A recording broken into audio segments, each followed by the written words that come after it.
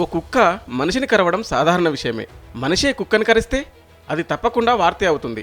అలాంటిది ఓ కుక్క ఓ మనిషిని ఏకంగా షూట్ చేస్తే కుక్కేంది మనిషిని షూట్ చేయడం ఏంది అని అనుకుంటున్నారా? ఎస్, మీరు విన్నది నిజమే.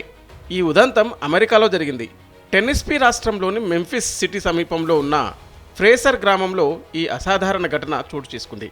జెరాల్డ్ కిర్క్వుడ్ అనే వ్యక్తి ఏడాది వయసున్న పిట్బుల్ జాతి కుక్కను పెంచుకుంటున్నాడు. దానికి ఓరియో అని పేరు పెట్టి ముద్దుగా చూసుకుంటున్నాడు.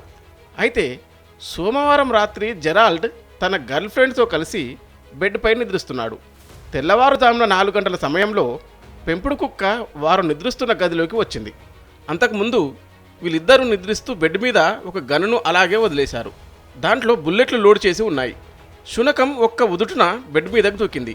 అది సరిగ్గా గన్ ట్రిగ్గర్పై దూకడంతో ట్రిగ్గర్ నొక్కుని గన్ పేలింది. దీంతో దూసుకొచ్చిన బుల్లెట్ ఆ వ్యక్తి ఎడమ తొడపై భాగాన్ని చీరుస్తూ వెళ్ళింది. బుల్లెట్ గాయంతో జెరాల్డ్ విలవిలలాడిపోయాడు. గన్ పేలిన సౌండ్కు వారి నిద్ర మొత్తం ఒక్క దెబ్బతో పోయింది.